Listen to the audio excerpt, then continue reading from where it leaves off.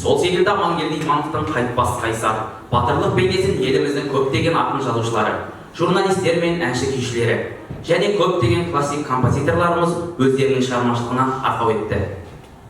Иә, өте дұрыс айтасың. Ендеше батыр образы музыка тілінде қалай бейнеленеді? Соған кезек берейік.